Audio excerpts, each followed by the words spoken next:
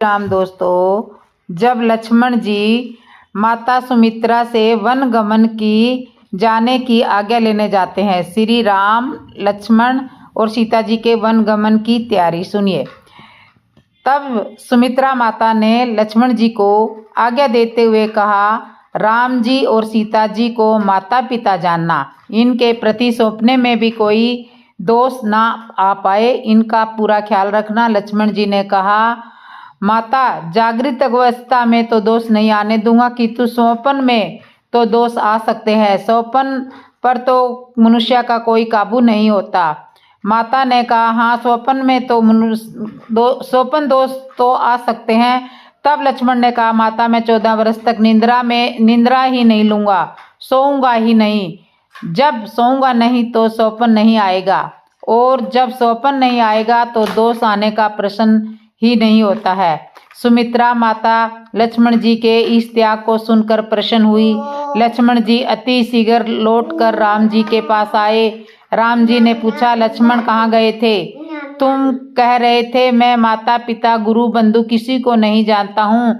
जब मैंने कहा आज्ञा ले आओ, जब तुम किसी को जानते नहीं तो आज्ञा लेने कहाँ गए थे?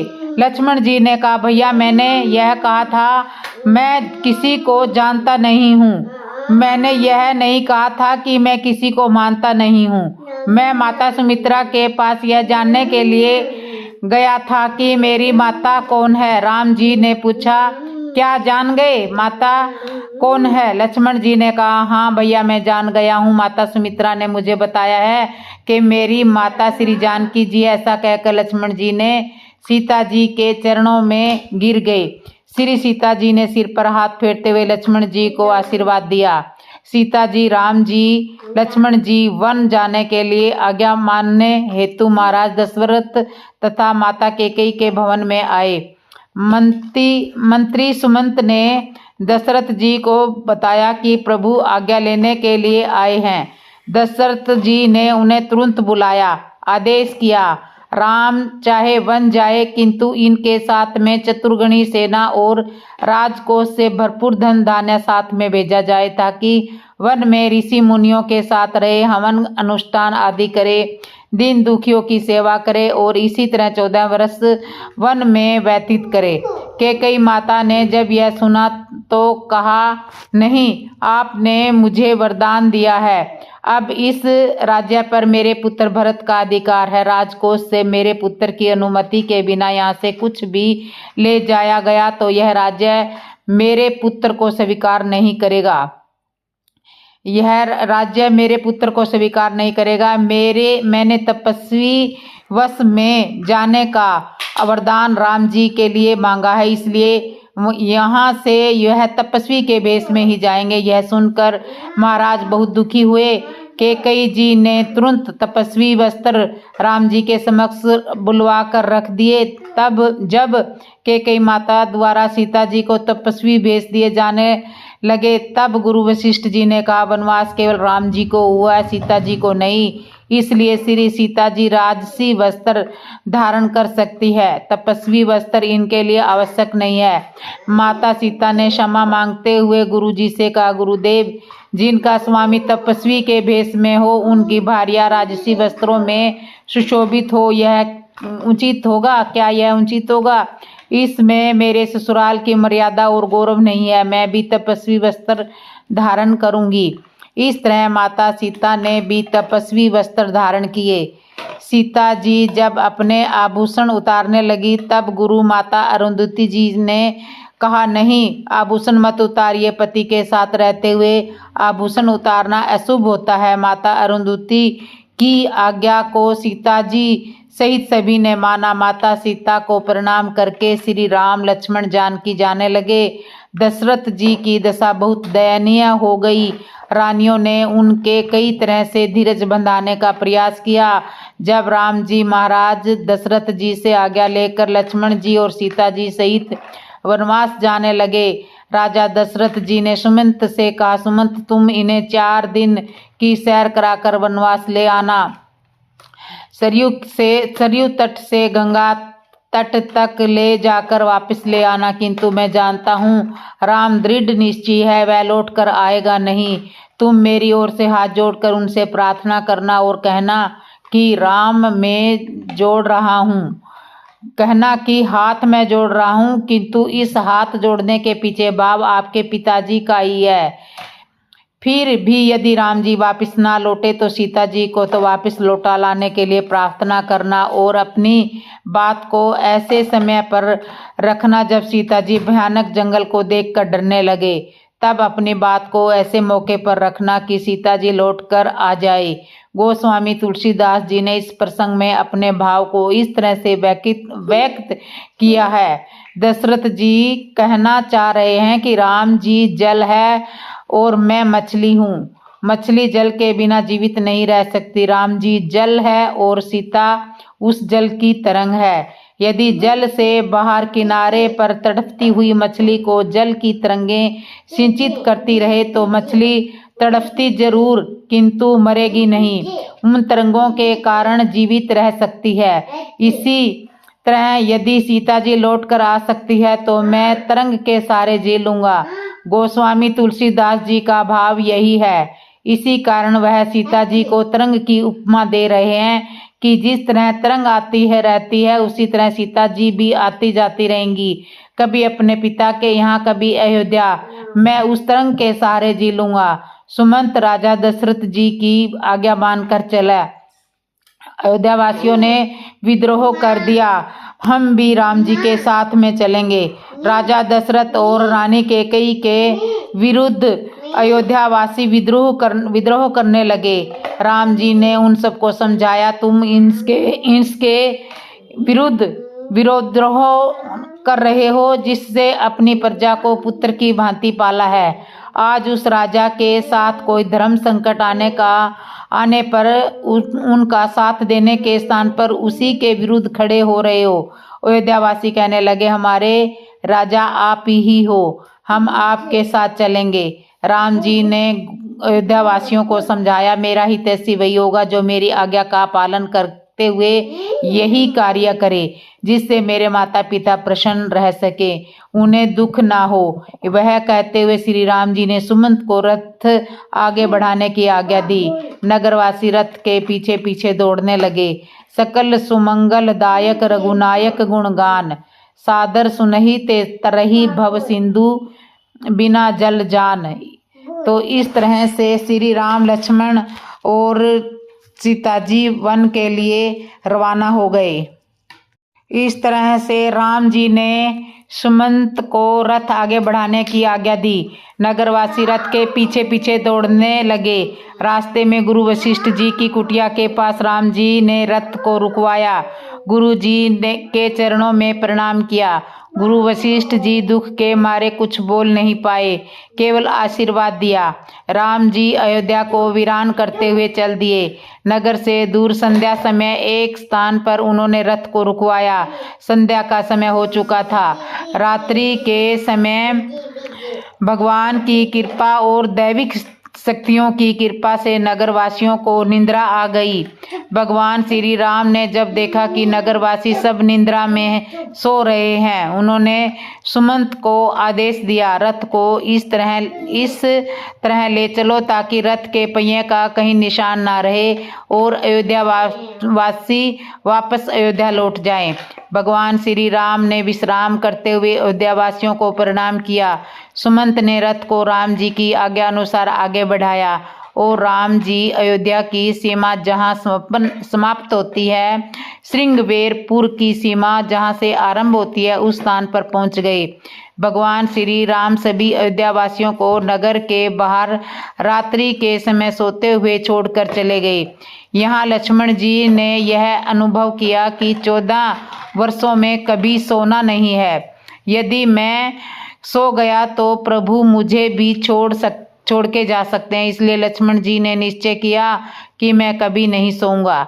यह वचन माता को पहले ही दे आए थे, किंतु इस घटना के बाद उनका निश्चय और दृढ़ हो गया।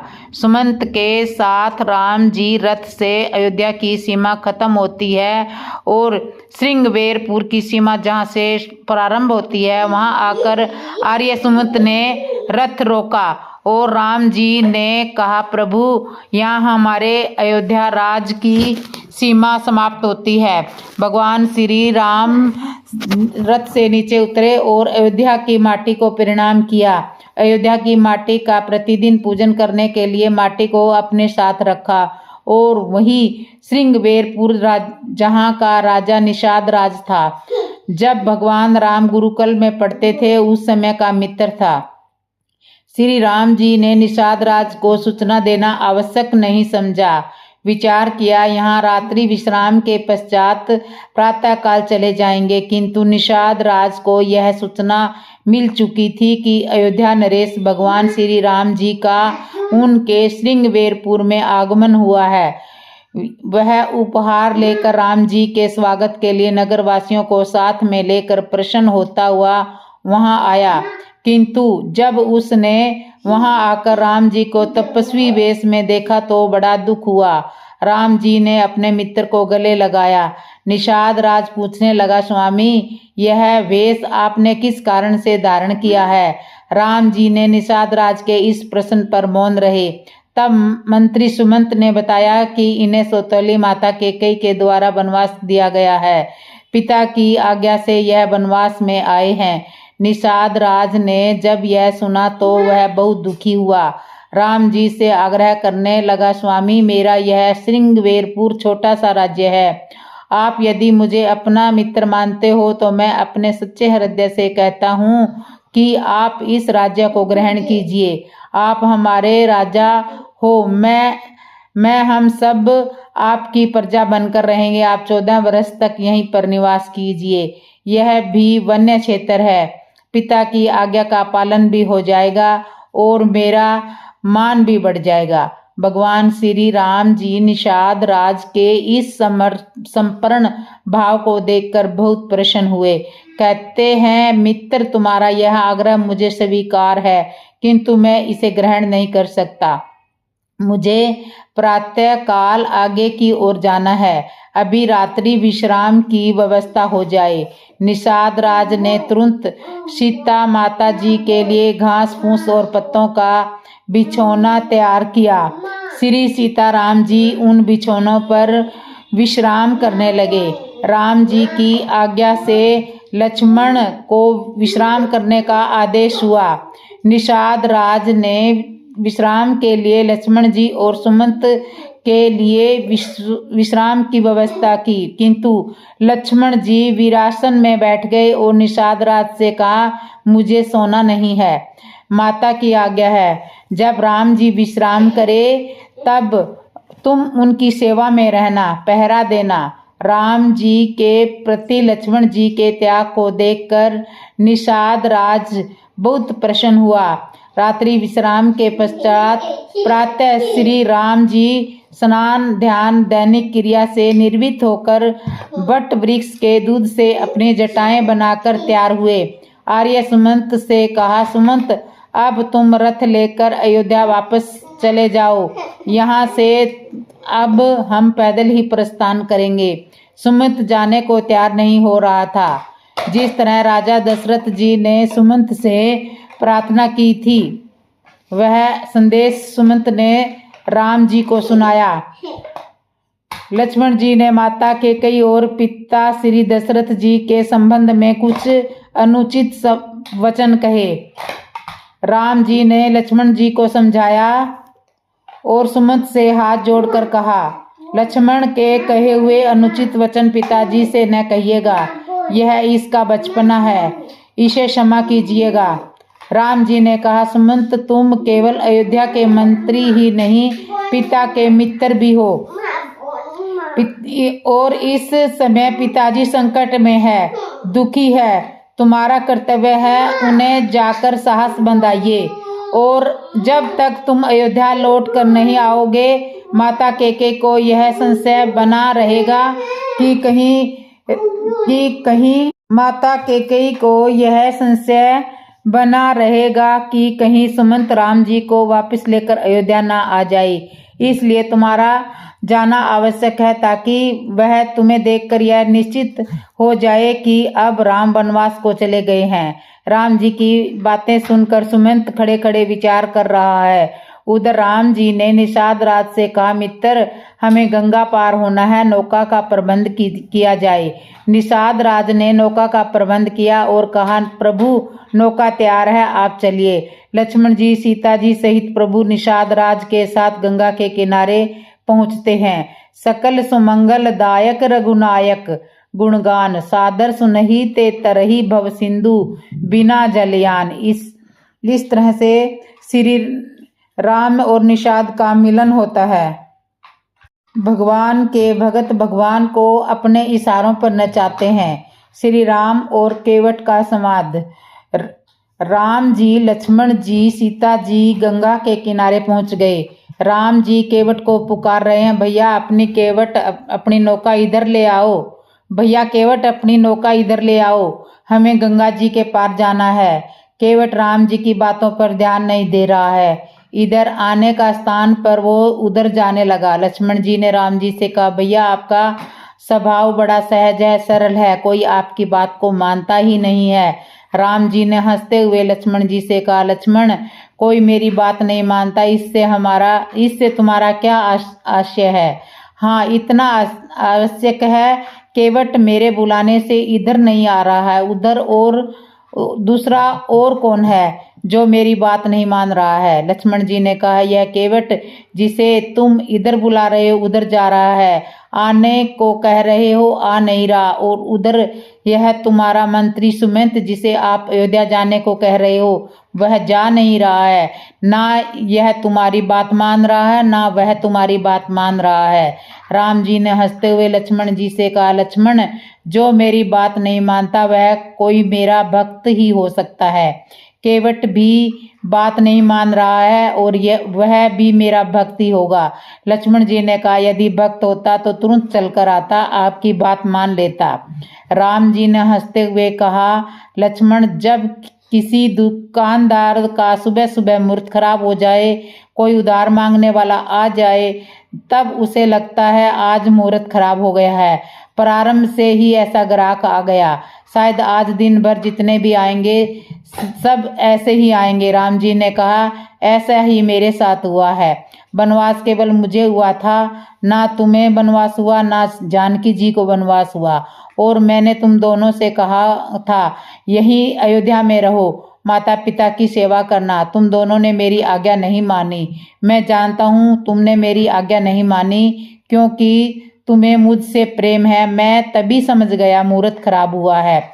अब रास्ते में जितने मिलेंगे सब ऐसे ही मिलेंगे। बस यही समझ लो, तुमने मेरे प्रति प्रेम होने के कारण मेरी आज्ञा का पालन नहीं किया, और यह केवट भी मेरी आज्ञा का पालन नहीं कर रहा, तो यह भी कोई मेरा भक्त ही होगा।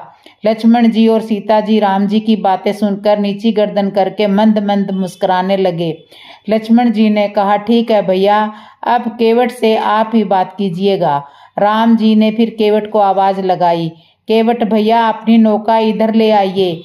केवट कहने लगे, प्रभु, मैं नौका लेकर नहीं आऊँगा। मैं जानता हूँ आपको मेरी नौका में बिठाना मतलब मेरे लिए बहुत बड़ी मुसीबत खड़ी करना है। मैं जानता हूँ आपके पाँव में जादू है। यदि मैं आपको अपनी नौका में बैठाता हूँ और यदि मेरी यह नाव नारी बन गई तो मैं क्या तो कमाऊँगा और क्या खुआऊँगा, और यदि यह नारी बन गई तो मुसीबत बढ़ जाएगी, एक सदस्य और बढ़ जाएगा और कमाने वाला भी चला जाएगा। बहुत परेशानी है, घर भी जाने का नहीं रहा। यदि घर जाता हूँ और यदि यह नौका नारी बन जाती है तो मेरे घर में पहले से जो मेरी पत्नी है यह तो वही समझेगी कि नौका बेचकर इसने दूसरी पत्नी ले आया है। संकट बहुत बढ़ जाएगा। भगवान, मैं नौका लेकर नहीं आ सकता, मुझे क्षमा कीजिए। श्री राम जी ने कहा, कोई उपाय तो होगा जिससे तुम्हारी यह नौका नारी न बन पाए और हम पार भी हो जाएं। केवट कहने लगा, एक उपाय है, यहाँ से थोड़ी आगे नीचे की ओर घाट पर घुटने घुटने पानी है, चाहो तो वहाँ से पैदल चलकर भी पार हो सकते हो। राम जी ने कहा, तो फिर हमें वह स्थान दिखला दीजिए, हम वहाँ से पैदल ही पार हो जाएंगे। केवट कहने लगा, वाह प्रभु, अभी सुबह सुबह का समय है, बस इसी में कुछ कमाई हो जाती। यदि मैं वह स्थान आपको चलकर दिखला दूंगा तो सब लोग वहीं से पैदल ही पार हो जाएंगे, तो हमारा तो धंधा चौपट हो जाएगा। फिर मेरी नाव में कौन बैठेगा? मेरा तो बहुत बड़ा नुकसान हो जाएगा, मेरा तो धंधा ही मारा जाएगा। हाँ, इतना आवश्यक है, आप लोग संध्या समय तक यहीं ठहर कर प्रतीक्षा करो। संध्या समय जब घाट पर कोई नहीं रहेगा तब मैं चुपके से आपको वह स्थान दिखला दूंगा। फिर तुम वहाँ से जैसा उचित मानो वैसा कर लेना। और फिर तुम्हारा दूसरा उपाय तो यही है कि मैं अपने हाथों से आपके चरणों को मल मल करके धोऊंगा। धोने के बाद उस जल को पीकर देखूंगा, कहीं जादू टोना नहीं निकला। जल पी लेने पर मुझे कुछ नहीं हुआ, तब मैं तुम्हें नौका में बैठाऊंगा। राम जी ने कहा, भैया, हमारे पाँव में कोई जादू टोना नहीं है, हम भी साधारण व्यक्ति हैं। विश्वास नहीं है तो हमारे चरण धो सकते हो, चरण पकड़ सकते हो। केवट ने कहा, ऐसे नहीं, आपको चरण धोने का कहना पड़ेगा। श्री राम जी कहने लगे, भैया, हमारे चरणों को तो कई लोगों ने बिना पूछे ही पखारे हैं, हमें कोई बुरा थोड़ी ही लगा है। केवट कहने लगा, जिन्होंने बिना पूछे आपके चरण पखारे व धोए हैं, उनकी कोई अपनी गरज रही होगी, मुझे आपसे कोई गरज नहीं है। गंगा पार आपको जाना है, मुझे नहीं जाना। आपको मुझे यह आदेश करना है कि आओ हमारे चरण धो, तब मैं आकर आपके चरणों को धोऊंगा। केवट इस तरह राम जी से संवाद कर रहा है। मित्रों, भगवान का भगत एक ऐसा होता है जो भगवान को अपने इशारे पर नचा सकता है। भगवान भी अपने भक्तों के वश में रहते हैं। केवट भी जान रहा था कि यह भगवान है और केवट भगवान का बहुत बड़ा भगत था। 3 जन्मों की साधना के पश्चात उसे यह अवसर मिला था। केवट कहने लगा, प्रभु, आपके चरणों में जादू है। मैं जानता हूँ, पत्थर की शिला आपके चरण पड़ते ही नारी बन गई थी, और मेरी यह लकड़ी की नाव तो पत्थर से भी अधिक कोमल है, यह तो अति शीघ्र नारी बन जाएगी। मुझे क्षमा करो सरकार, मैं आपको पार नहीं उतारूंगा। गंगा पार उतारूंगा तो मेरी एक शर्त है, आपके चरणों को मल मल करके धोऊंगा। लक्ष्मण जी खड़े खड़े विचार कर रहे हैं, मन में थोड़ा क्रोध भी है। केवट से कहने लगे, तुम इतनी देर से भगवान को समझा रहे हो कि यह लकड़ी की नौका नारी बन जाएगी, मैं अपने घर में मेरी पत्नी को किस तरह समझाऊंगा? अरे, जब तुम भगवान को समझा सकते हो तो क्या घर में तुम्हारी पत्नी को नहीं समझा पाओगे? केवट कहने लगा, भैया, लक्ष्मण भैया, बुरा मत मानना, सब अपने अपने अनुभव की बात है। भगवान को समझाना आसान है, पत्नी को समझाना मुश्किल है। आप समय देख लीजिए, क्या आपके पिताश्री महाराज दशरथ जी आपकी माता केकई जी को समझा पाए? केवट के यह वचन सुनकर लक्ष्मण जी मौन हो गए। केवट कहने लगा, मैं पार उतारने के लिए इनकार नहीं कर रहा हूँ, मेरा निवेदन केवल इतना है कि मुझे चरण धोने की आज्ञा दी जाए। हाँ, इतना आवश्यक है कि मैं चरण धोने के पश्चात आपको उतराई का दाम नहीं लूंगा, उतराई का दाम नहीं लूंगा। राम जी और केवट का मीठा मीठा प्रसंग चल रहा है। जब राम जी ने केवट को उतराई दी। राम कथा हमारे सनातन धर्म के संस्कारों को किस तरह से युगों से चलाती आ रही है। राम कथा के सारे प्रसंग जीवन में प्रेरणादायक है। गोस्वामी तुलसीदास जी द्वारा यह केवट प्रसंग हमें इनकी अनुमति करा रहा है। केवट और भगवान राम का संवाद होता है। केवट कहता है, भगवान मैं आपको गंगा पार उतारूंगा तो मेरी एक शर्त है, आपके चरणों को मल करके धोऊंगा। मेरा निवेदन केवल इतना है कि मुझे चरण धोने की आज्ञा दी जाए। हाँ, इतना आवश्यक है कि मैं चरण धोने के बाद आपसे उतराई का दाम नहीं लूंगा, मुफ्त में गंगा जी के पार कर दूंगा। राम जी ने कहा, उतराई क्यों नहीं लोगे? केवट बोला, मैं जानता हूँ तुम सन्यासी भेष में हो, तुम्हारे पास देने को कुछ होगा भी नहीं। जो आप पार हो जाने के बाद कहोगे वही बात मैं आपसे पहले कह देता हूँ, उतराई मत देना। श्री राम जी मन में सोच रहे थे, केवट अपनी सारी बातें पूरी करवाए जा रहा है और एहसान रत्ती भर का नहीं लेना चाह रहा है। राम जी ने केवट को आज्ञा दी, ठीक है भैया, धो लीजिए चरण।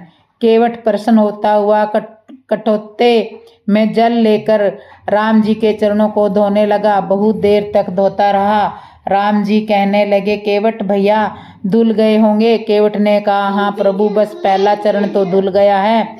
राम जी ने इतना सुनते ही चरण को भूमि पर रख दिया। केवट बोला, गड़बड़ कर दी, फिर से धोना पड़ेगा। आपने पैर पोंछने नहीं दिया।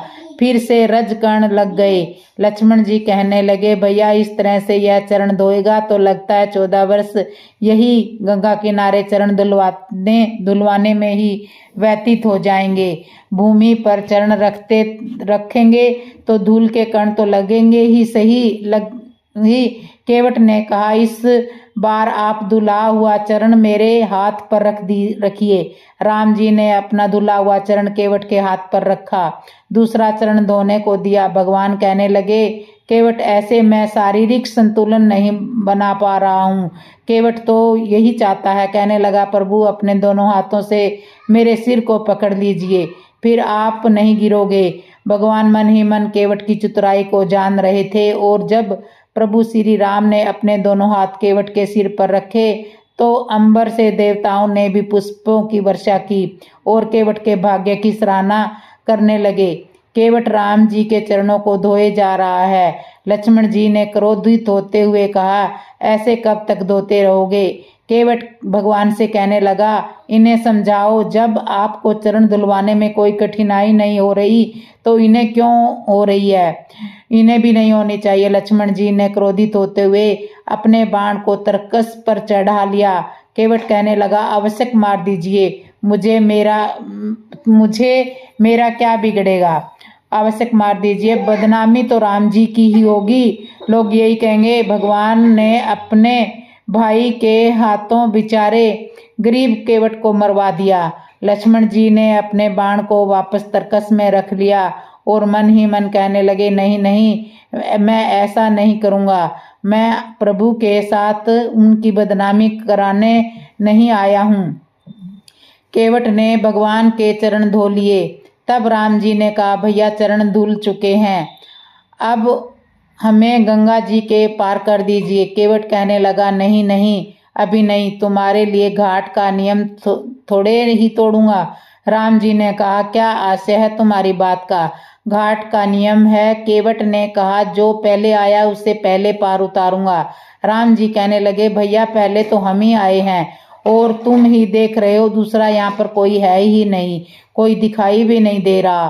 केवट ने कहा, यदि तुम्हें वह दिखाई दे देते तो कभी के पार हो जाते। आपके पूर्वज राजा सागर के 60,000 पुत्रों का उद्धार करने के लिए आप ही के परदादा भागीरथ जी स्वर्ग से गंगा जी को लेकर आए थे और उनका उद्धार करवाया था। आज प्रभु आपके चरण धोकर मेरे कठोते में एक नई गंगा का जन्म हुआ है। इस गंगा जल से मैं अपने पूर्वजों का उद्धार करना चाहता हूँ। मुझे विश्वास है आपके चरणों के जल से मेरे पूर्वज आवश्यक भवसागर को पार हो जाएंगे। यह कहकर केवट ने अपने पूर्वजों की अस्थियां कठोते के जल में समाहित की, उन्हें गंगा जल में प्रवाहित किया। फिर राम जी, लक्ष्मण जी और जानकी जी को अपनी नौका में बैठाया। केवट भगवान से अभी भी गंगा जी की धारा में भी हास्य विनोद कर रहा है। नौका को इधर उधर घुमाता हुआ ले जा रहा है। भगवान कहने लगे, भैया चक्कर मत लगवाओ, सीधे सीधे पार ले चलो। केवट ने कहा, प्रभु आप भी जीव को कौन सा सीधे सीधे पार लगा देते हो, आप भी तो चक्कर कटवाते हो, आप भी तो जीव को 84 लाख योनियों का चक्कर लगवा कर उसे पार लगाते हो। केवट की बातें सुनकर लक्ष्मण जी मुस्कुरा रहे हैं और राम जी केवट के अटपटे वचन सुनकर मन ही मन प्रसन्न हो रहे हैं। केवट ने राम जी, लक्ष्मण जी, जानकी जी को गंगा जी के उस पार पहुंचाया। सीता जी सहित राम जी केवट की नाव से गंगा पार हुए। केवट भाव विभोर हो रहा था, नेत्रों से आंसू बह रहे थे। राम जी के चरणों में लेट गया। लक्ष्मण ने कहा, केवट उस पार तो तुम बहुत अकड़ दिखा रहे थे और इस पार आ जाने पर बड़ी नम्रता दिखा रहे हो। केवट ने कहा, लक्ष्मण भैया समय समय की बात है, घाट घाट का नियम है। उस पार मैं आपको अकड़ कर रोक पाया था, अब इस पार तो केवल चरणों का ही सहारा है। मैं क्षमा चाहता हूँ, मैंने बहुत बुरा भला कहा, मुझे क्षमा कीजिए। प्रभु भगवान ने केवट को चरणों से उठाकर अपने हृदय से लगा लिया। राम जी विचार करने लगे, इसे इसकी कुछ मजदूरी देनी चाहिए। राम जी ने अपने हाथों की ओर देखा। माता सीता राम जी के भाव को समझ गई। तुलसीदास जी इस प्रसंग से यह भी कहना चाहते हैं कि एक आदर्श पत्नी वही है जो अपने पति के भाव को समझ जाए। श्री सीता जी ने कहा, प्रभु यह हाथ भी आपका ही है, आपके हाथ में देने को कुछ नहीं तो क्या हुआ। ऐसा कहकर सीता जी ने अपने हाथ की हीरे जड़ित अंगूठी केवट को देने के लिए श्री राम जी को समर्पित कर दी। जिनके संस्कारों में राम कथा समाहित है वही यह आदर्श देखने को मिलेगा।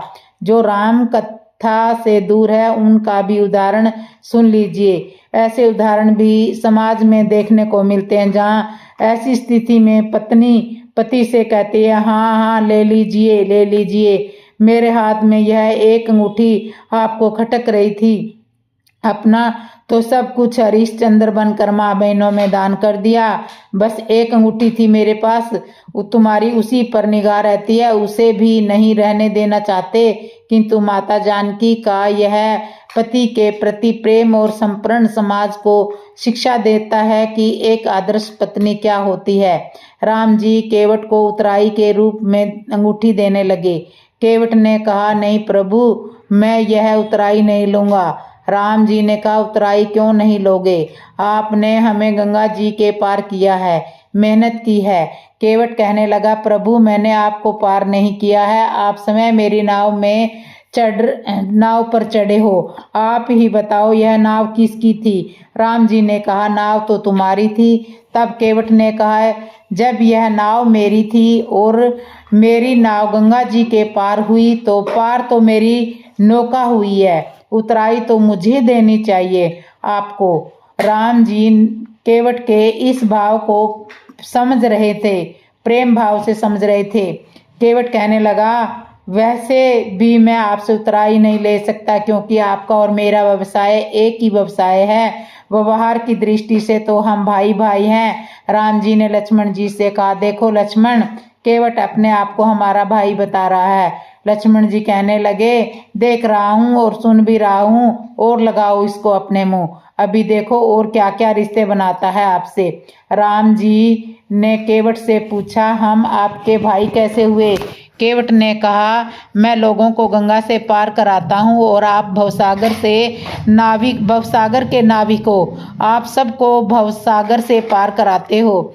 आप मेरे घाट पर आए, मैंने आपको पार उतारा, जब मैं आपके घाट पर आऊं तब आप मुझे पार लगा देना। राम जी केवट के इस भाव को बड़े अभिभूत हुए और कहा, भैया अब हमें आगे जाने की आज्ञा दीजिए। केवट कहने लगा, प्रभु आप यहीं रुको, पहले मुझे चले जाने दो, ताकि मैं हमेशा यह अनुभव करता रहूं कि भगवान मेरे घाट पर ही रुके हुए हैं। आप चले जाओगे तो आपको जाता हुआ मैं देख नहीं पाऊंगा। इस तरह राम लक्ष्मण जानकी केवट से विदा लेकर भारद्वाज मुनि के आश्रम की ओर चले। इस तरह से राम लक्ष्मण जानकी केवट से विदा लेकर भारद्वाज मुनि के आश्रम की ओर चल दिए। जब राम लक्ष्मण और जानकी जी भारद्वाज मुनि के आश्रम पर पहुंचे, मित्रों, श्री राम लक्ष्मण जानकी केवट से विदा लेकर भारद्वाज मुनि के आश्रम की ओर चले। केवट गंगा किनारे रेत को जिस पर प्रभु के पद चिन्ह है, इन्हें उठाकर बार बार मस्तक पर लगाता है। केवट का वह प्रेम बड़ा हृदय स्पर्शी है, वर्णन नहीं कर सकते। वही प्रयागराज में ही भारद्वाज मुनि का आश्रम था। राम जी केवट से विदा लेकर वहां पहुंचे। भारद्वाज मुनि को जब यह पता चला कि राम जी आए हैं, मन में बड़े प्रसन्न हुए। राम जी भाई लक्ष्मण जी और जानकी जी के साथ भारद्वाज मुनि के आश्रम पर पहुंचकर उन्होंने मुनि राज को दंडवत प्रणाम किया और भारद्वाज जी से मार्ग पूछकर चित्रकूट की ओर आगे बढ़े। रास्ते में वनवासी नर नारी जब इन तीनों के रूपों को देखते हैं तो चकित रह जाते हैं, देखते देखते ही रह जाते हैं। नारियां आपस में बातचीत करती हैं, अरे ऐसे राहगीर हमने जीवन में आज तक नहीं देखे। कोई एक बोली, इन्हें ब्रह्मा जी ने नहीं बनाया, यह अपने आप बने हैं। दूसरी कहने लगी, तुम्हें कैसे पता कि इन्हें ब्रह्मा जी ने नहीं बनाया है? वह नारी बोली कि ब्रह्मा जी ने जितनी भी अद्भुत चीजें बनाई है, उनमें कहीं ना कहीं एक कमी आवश्यक रही है। जैसे कि विशाल समुद्र बनाया किंतु उसका जल खारा है, चंद्रमा बनाया लेकिन उसमें दाग है और वह घटता बढ़ता रहता है। कल्प वृक्ष को वृक्ष बना दिया जो मन चाहा वर देने वाला है, किंतु इन तीनों में कोई ना कोई कमी है, इसलिए मैं कहती हूँ कि इन्हें ब्रह्मा जी ने नहीं बनाया है। कोई कहने लगा कि ब्रह्मा जी ने इन्हें बनाकर फिर से इनके जैसा और बनाने का सोचा, किंतु बना नहीं पाए। तो उन्होंने यह सोचा कि अब इनको कहीं ऐसे स्थान पर छिपा दिया जाए कि कोई इन्हें देख ना पाए, इसलिए इन्हें वनवास में भेज दिया। इस तरह से राम जी, सीता जी, लक्ष्मण जी की वनवासी कोल भील नर नारी प्रशंसा कर रहे हैं, दर्शन करके बड़े प्रसन्न हो रहे हैं, मगन हो रहे हैं। सबके मन में यह इच्छा है कि यह वहीं रुक जाए तो हम इन्हें जी भर के देख लें। कोई कंदमूल फल ला रहा है, कोई लोटा जल का भरकर ला रहा है, जल पिलाकर आग्रह कर रहा है कि जल पीकर तुरंत नहीं चलना चाहिए, आप थोड़ा विश्राम कीजिए, थोड़ा बैठ जाइए।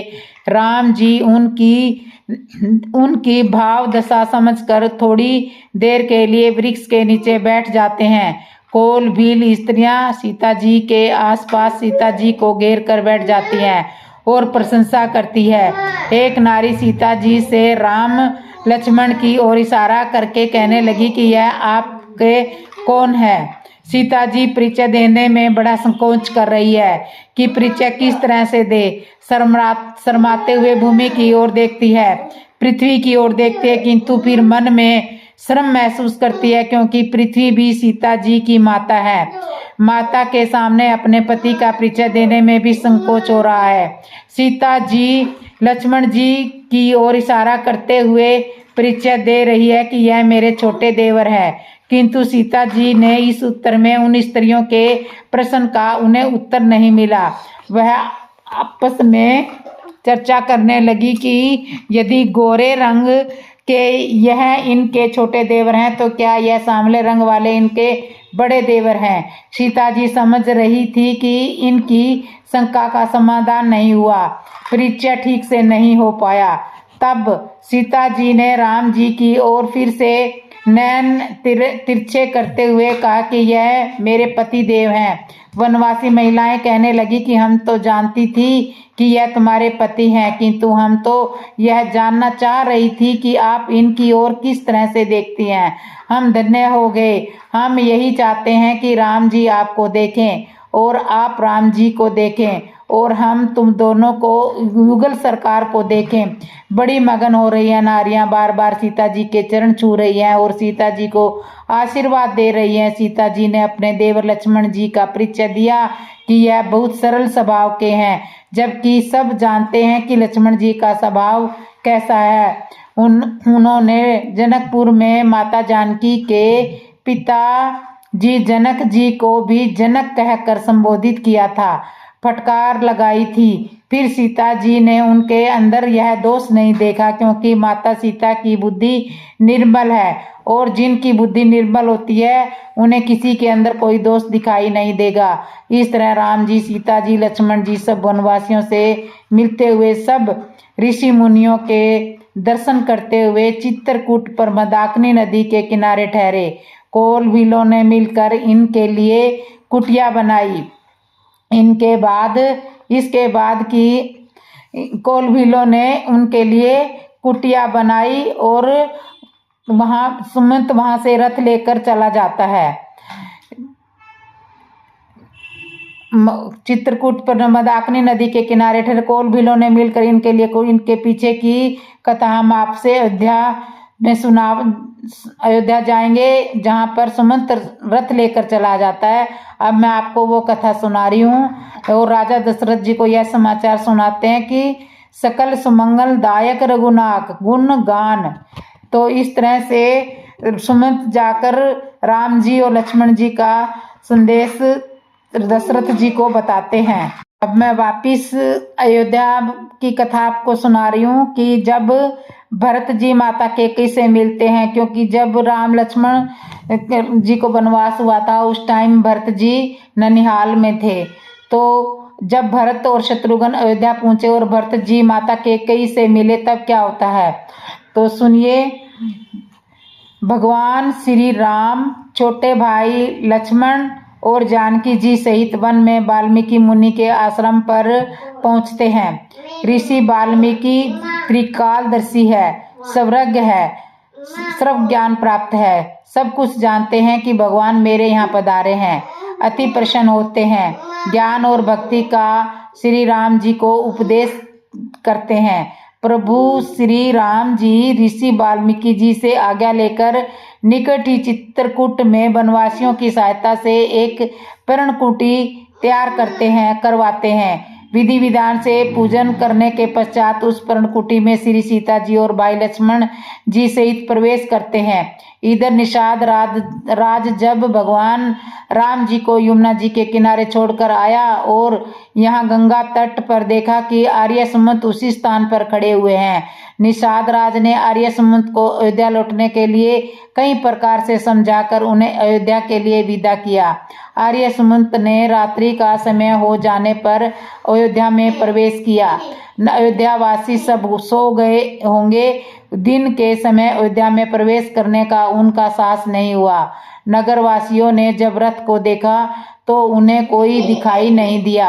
अयोध्यावासी आपस में वार्ता करने लगे कि कोई कहता है राम जी आ गए होंगे, कोई कहता है नहीं आए। इन घोड़ों की दशा बता रही है कि राम जी लौट कर नहीं आए हैं। आर्य सुमंत का राजा दशरथ के पास जाने का साहस नहीं हुआ। वह गुरु वशिष्ठ जी के पास गए, जाकर प्रार्थना की, गुरुदेव आप मेरे साथ चलिए, आप ज्ञानी हो, आप ही महाराज को समझा सकते हो। मैं जानता हूँ कि मुझे देखकर उनकी दशा क्या हो सकती है। आप रहोगे तो उन्हें कुछ समझा पाओगे। जब से राम जी वनवास गए हैं तब से उधर भरत जी को बुरे बुरे सपने आ रहे हैं। अपने नाना जी से भरत जी कहने लगे, मुझे अयोध्या की बहुत याद आ रही है, भैया राम की बहुत याद आती है। वशिष्ठ जी ने महाराज दशरथ जी के महल में आर्य सुमंत सहित आज्ञा लेकर प्रवेश किया। अकेले सुमंत को देखकर दशरथ जी बहुत दुखी हुए, विलाप करने लगे। गुरु वशिष्ठ जी ने महाराज दशरथ जी को कई तरह से समझाया और चले गए। रात्रि के समय महाराज दशरथ अचानक अचेत हुए।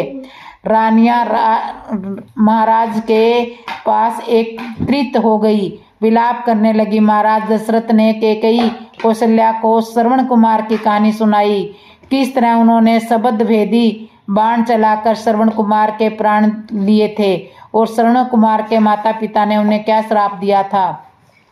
महाराज दशरथ कहने लगे, इसमें किसी का कोई दोष नहीं है, मेरा ही पराबंध है। उस समय तो मुझे श्रवण कुमार के माता पिता का श्राप सुनकर बहुत दुख हुआ था, किंतु आज विचार आ रहा है कि उनका श्राप उचित ही था, ताकि आज मैं अपने राम के वियोग में देह का त्याग कर रहा हूँ, देह का त्याग कर सकता हूँ। महाराज दशरथ की आंखों में अंधकार छा गया और राम राम राम राम करते हुए राजा दशरथ ने अपने प्राण त्याग दिए। राजमहल में हाहाकार मच गया। गुरु वशिष्ठ जी अति शीघ्र राजमहल में आए। उन्होंने यह सब दशा देखी। तुरंत दूतों से कहा, भरत को लेने जाओ, उनको समाचार देना कि गुरुदेव ने अति शीघ्र बुलाया है और कुछ संदेश मत कहना। अयोध्या में दूत तुरंत भरत जी के ननिहाल पहुंचे। उदास चेहरों को देखकर भरत जी ने दूतों से पूछा, अयोध्या में सब कुछ कुशल तो है? दूतों ने समाचार दिया, गुरुदेव ने आपको अति शीघ्र बुलाया है। भरत जी के मन में भय संदेह उत्पन्न हो गया। दोनों भाई तुरंत अयोध्या के लिए चल दिए। भरत जी को रास्ते भर अपशगुन हो रहे हैं, बड़ा विचित्र लग रहा है। अयोध्या के निकट पहुंचने पर दूतों से पूछते हैं, क्या बात है, अयोध्या इतनी सुनी सुनी क्यों लग रही है? सरयू जी के घाट सुने क्यों हैं? नगर में प्रवेश करते समय नगरवासी कोई भरत जी के सामने आ जाता है तो मुंह फेर लेता है। भरत जी का चेहरा नहीं देखना चाह रहा है। भरत जी भय से व्याकुल है। उधर भरत जी की माता कैकेयी को यह समाचार मिलता है कि भरत शत्रुघ्न दोनों भाई अयोध्या में आ चुके हैं। ऐसी स्थिति में जब महाराज दशरथ जी का सब तेल के कड़ाव में पड़ा है और वह आरती का थाल सजाकर अपने पुत्र के स्वागत के लिए आती है, द्वार पर पहुंचने पर भरत जी ने विचार किया, माता कैकेयी राम से अधिक प्रेम करती है, राम जी माता कैकेयी के भवन में ही होंगे। यह विचार कर वह माता कैकेयी के भवन की ओर जाने लगे। अयोध्यापुरवासी आपस में वार्तालाप करने लगे। देखो, राम जी के वनवास होने में भरत जी और कैकेयी दोनों माँ बेटों का षड्यंत्र है, इसलिए तो भरत जी सीधे अपनी माता के भवन में गए हैं। भरत जी पहुंचे। माता कैकेयी आरती का थाल सजाकर आभूषण रहित वध्य धारण किए हुए भरत जी के सामने उपस्थित हुई। भरत जी यह सब कुछ देखकर खड़े के खड़े रह गए। माता ने इन सब का कारण पूछा। रानी कैकेयी ने बताया, पुत्र, बात बहुत बिगड़ रही थी, किंतु मैंने सब संभाल ली। बेचारी मंथरा ने मुझे बहुत सहयोग किया, बस थोड़ा अनर्थ हुआ, विधि ने जरा सी बात बिगाड़ दी। भरत जी इन बातों को स्पष्ट आशय समझ नहीं पाए। माता कैकेयी ने सारे घटना क्रम का भरत जी के सामने बखान किया। राम जी का वनवास, पिताजी का मरण, यह सब सुनकर भरत जी अत्यंत दुखी होकर भूमि पर बैठ गए। माता कैकेयी से कहा, पापिनी, तूने बहुत बड़ा अनर्थ किया है, रघुकुल पर बड़ा कलंक लगाया है। भरत जी ने माता कैकेयी को बहुत प्रकार से भला बुरा कहा। तो इस तरह से इससे आगे का प्रसंग अगली वीडियो में आपको सुनने के लिए मिलेगा। तो तब तक के लिए आप मेरे चैनल को कर लो सब्सक्राइब, लाइक और कमेंट। और जय श्री राम दोस्तों।